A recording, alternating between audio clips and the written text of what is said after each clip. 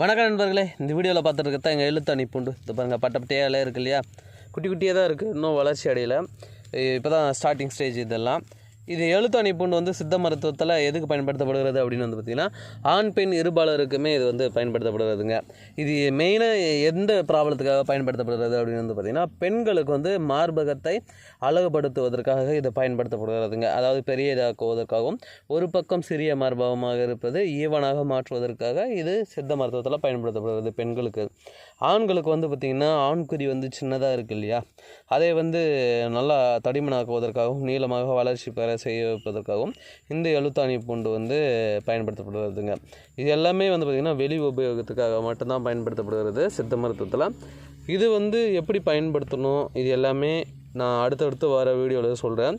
நம்மளுடைய சேனலை சப்ஸ்கிரைப் பண்ணி வச்சுக்கோங்க. கூடவே பெல் ஐக்கானை அழுத்திட்டிங்கன்னா நான் போடக்கூடிய வீடியோ உங்களுக்கு உடனுக்குடன் சேரும். நன்றி.